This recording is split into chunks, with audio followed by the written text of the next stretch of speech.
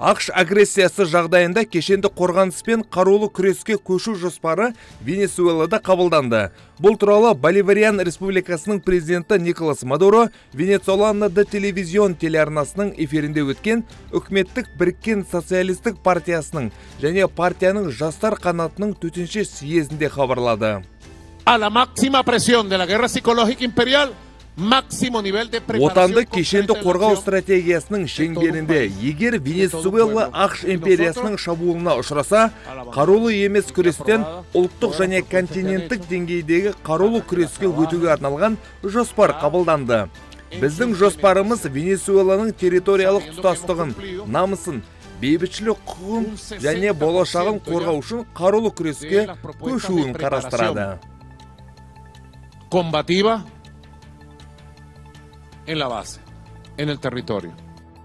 Президент Венесуэланың біріккен социалистік партиясы қабылдаған шешімді дереу орындауға кірісу қажет екенін атап өтті. Сонда халық империялық психологиялық соғысқа және бүкіл ел аумағындағы нақты іс-қимылдарға қарсы барынша дайын болады. Nacional y continental, si fuera el caso, si Venezuela fuera agredida por el imperio norteamericano. ақш жаңа отаршылдық дәуір келгеніне, ақ нәсіл үстемдігінің уақытына сенеді және оңтүстік халықтары солтүстік Америкаға табынып тұруы тиіс деп ойлайды.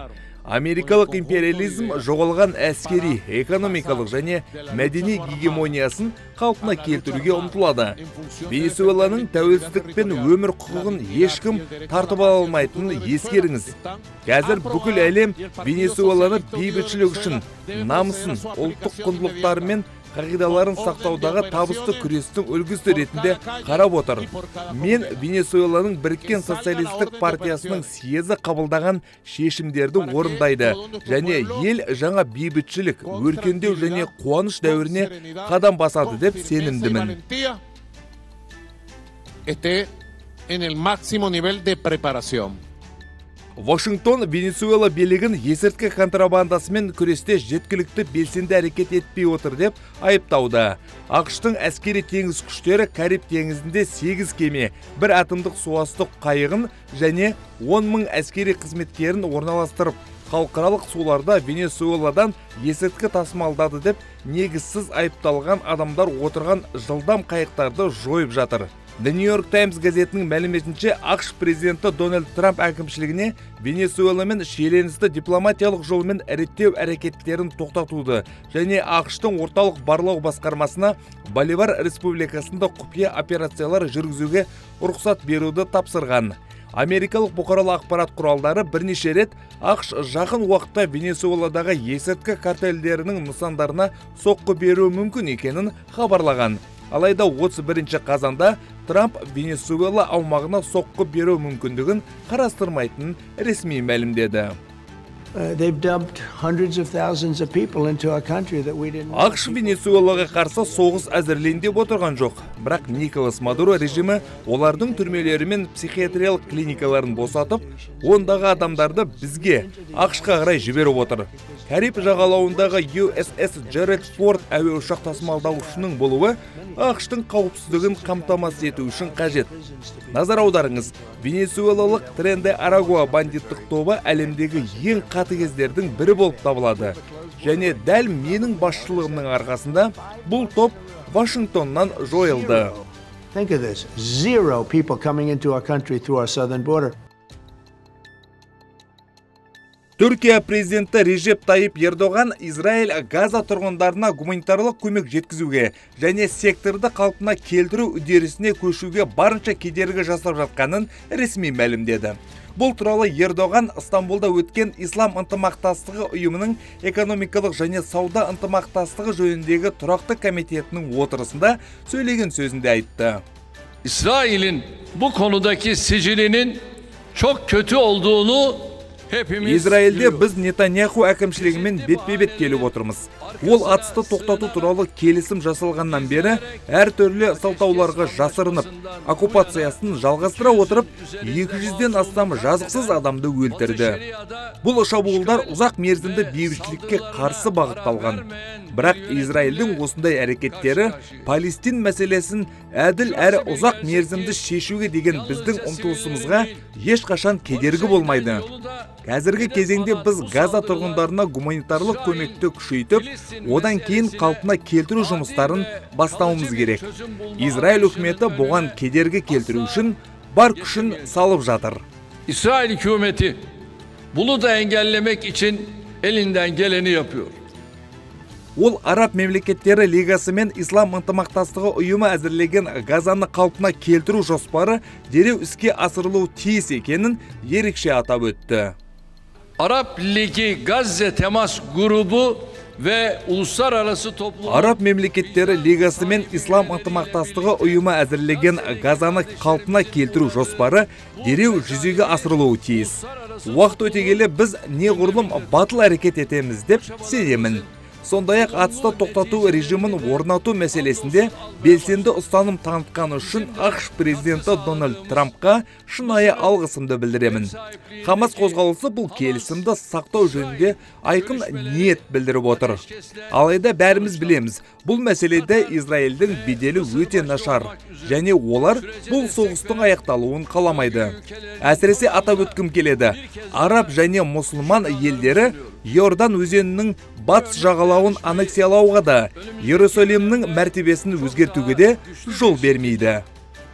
Түркияның сыртқы істер министрі Хакан Фидан Израиль Газаға гуманитарлық көмек жеткізу жөніндегі өз міндеттемелерін орындамай отырғанын және келісілген көлемдегі жүктің өтуіне рұқсат бермей жатқанын ресми мәлімдеді. Uluslararası toplumun da İsrail'e gerekli mesajları Израиль атысты тоқтату режимін бұзуды доғаруы тиіс.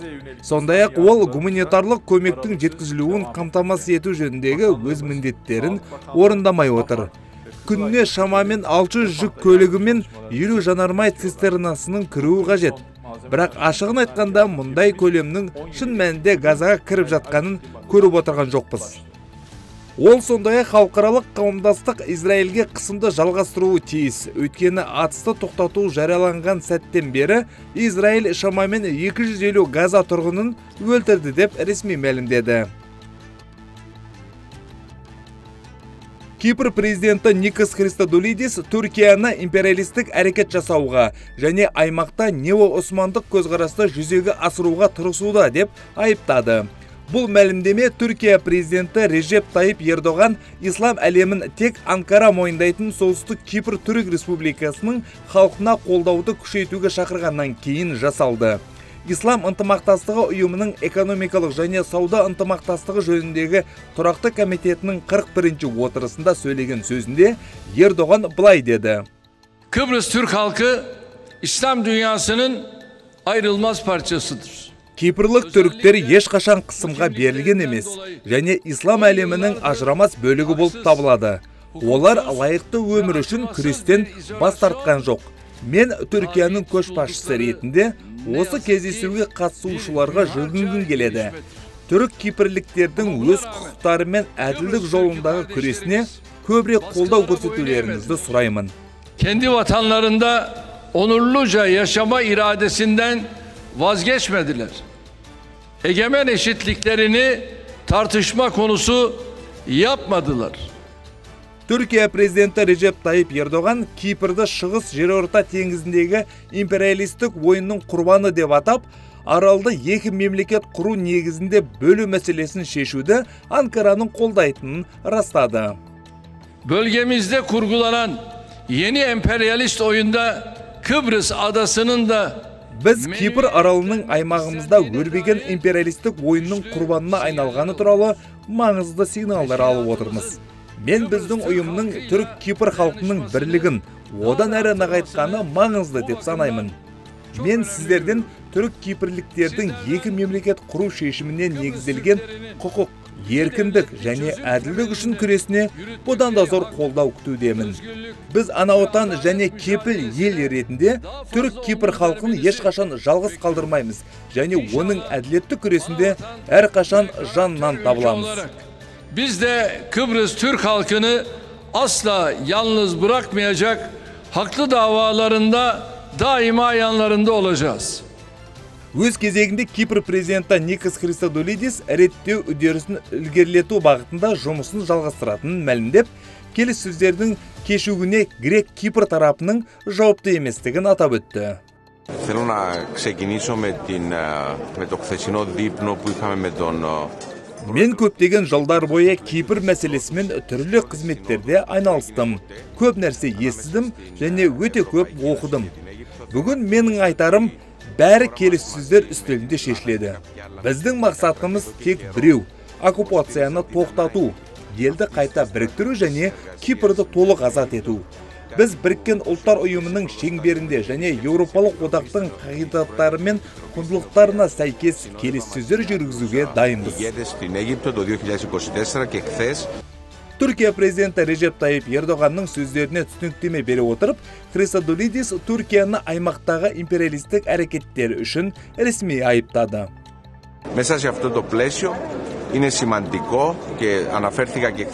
Аймақта неоосмандық көзқарасты жүзеге асыруға тырысып, империалистік түрде әрекет етіп отырған жалғыз ел бұл Түркия. Президент Ердоған мұны растау үшін кез келген көрші елден сұрай алады. Мен кипрлік түріктердің жаңа көшбасшысы Туфан Эрхурманмен кез келген уақытта кездесуге дайынмын, және алдағы күндері кездесудің күнін келісу үшін оның қоңырауын күтудемін. Еуропалық кеңестің соңғы отырысы кезінде тек бір ғана телефон қоңырауы түсті. Онымен байланысуға жасалған кейінгі талпыныстар сәтсіз аяқталды. Мен Кипрдің 2026 жылдың бірінші жартысында Еуропалық одаққа төрағалық етуі келіссөздер үдерісіне еш әсер етпейтінін атап өткім келеді. Өйткені бұл екі бөлек мәселе. Мен Эрхурманның немесе Түркия президентінің атынан сөйлей алмаймын. Алайда кез келген кідірістер біздің тарапымыздан туындаған нәрсе емес. Στις πρώτες ύλες στην καταπολέμηση της γραφειοκρατίας, στην ψηφιακή μετάβαση, στα θέματα που απασχολούν τους Ευρωπαίους ηγέτες.